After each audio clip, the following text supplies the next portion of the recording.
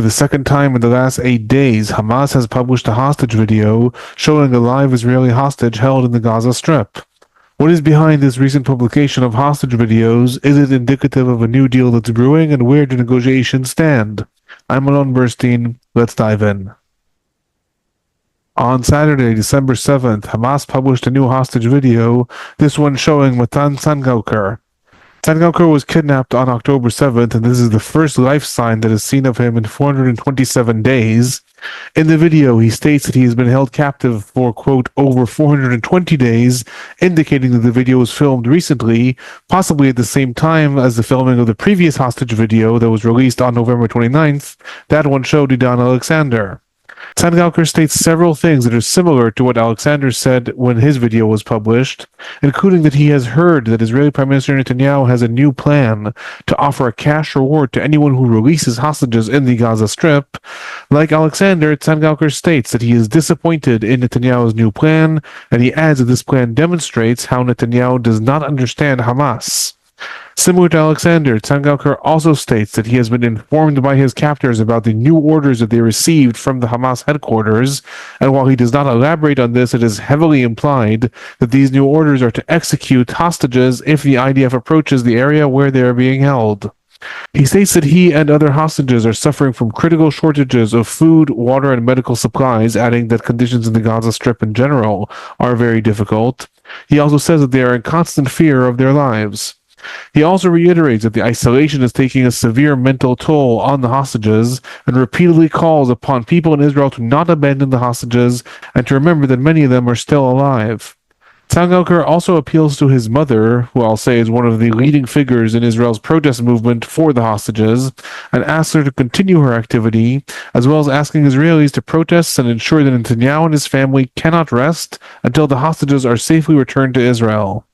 He ends with the words, "Don't forget us," and the screen then fades away to the usual background concluding these hostage videos, an hourglass with the writing, "Time is running out," in Arabic, Hebrew, and English. Now, putting Hamas publishing these videos in context, over the past week there have been persistent rumors about the possible reigniting of the hostage and truce negotiations. As a reminder, there are currently 100 Israeli hostages that are still held in the Gaza Strip, and while 36 of them have been confirmed dead by the IDF, most estimates are that only between 50 and 60 of them remain alive. Regarding the current negotiations, an Israeli delegation had traveled to Egypt in order to probe the possibility of restarting these negotiations, and Qatar, despite initially stating that it was pulling out of its negotiating role, has also been heavily involved. Throughout December 6th and December 7th, there were further indications that the sides may be coming back to the table.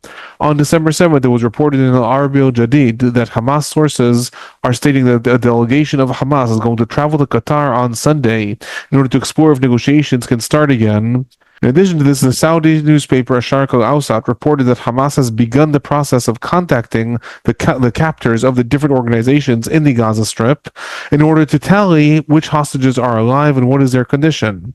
I'll say that this may indicate that the current negotiations are focusing on the specific subset of hostages, those that were defined previously as quote-unquote humanitarian, i.e. female hostages, elderly men, and those that are defined as injured. In the past, the number of hostages falling into this category was 33. However, I'll also say that that figure is several months old, and it is unknown at this point how many of those hostages that were within the quote-unquote humanitarian category remain alive. Regarding the sticking points between the sides and what remains to be negotiated, in the past rounds of negotiations, the main points of collision between Israel and Hamas revolved around 4 key elements. The first was the IDF presence and redeployment in the Gaza Strip during the deal. Hamas was demanding that the IDF withdraw from 2 main positions, that is the Philadelphia axis along the Egypt-Gaza border, as well as the Netzarim corridor that separates northern Gaza from the rest of the Strip. Israel had agreed on an IDF redeployment in the Gaza Strip, however it did not agree to withdraw from those specific positions. Associated with this, the second issue was the freedom of movement of Palestinians back to northern Gaza. Hamas had been demanding a complete freedom of movement of all Palestinians, while the IDF was demanding monitored movement to ensure that no armed militants can return north. In addition to that, the identity of the quote-unquote heavy Palestinian prisoners who would be released in exchange for the younger male hostages and kidnapped IDF soldiers was also one of the main sticking points in the negotiations.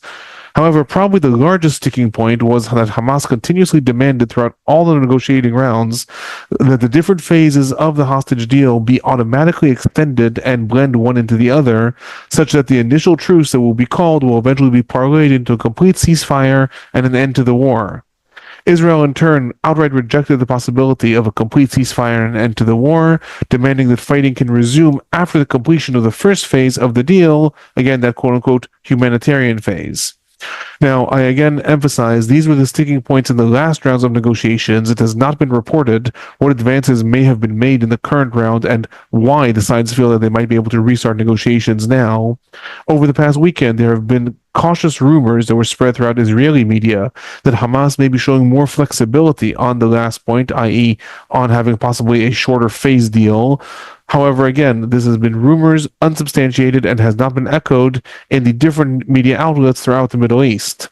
In contrast, Al-Ahbar, which is a Lebanese Hezbollah affiliated newspaper, reported on Saturday that the continued IDF presence in the Gaza Strip is going to be one of the main sticking points that currently remains to be negotiated between the sides. That newspaper said that this is currently being discussed between Israel and Egypt. Remains to be seen if that does in fact become the point that is negotiated.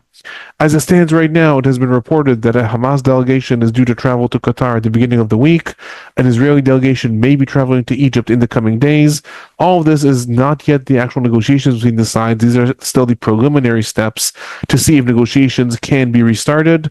We'll learn more about this in the coming days. It is also very important to remember that meanwhile most eyes in the Middle East are focused on what is happening in Syria and what appears to be the very rapid collapse of the Assad regime. This will have a lot of implications for Hezbollah and for the connections between Iran and Lebanon. So again, this may end up actually stalling negotiations as the sides focus on the different developments in the Middle East. All that remains to be seen. More coming in the coming days. Those are my highlights on the hostage situation and the ongoing negotiations. If you find these reports informative, please do remember to hit that like button, subscribe, send them on to anyone who you think might be interested in these reports. If you have any questions or comments, feel free to leave them in the comment section below. I'm Alon Burstein. I'm a visiting assistant professor and Israel Institute fellow in the Department of Political Science at Tufts University. Thanks for watching.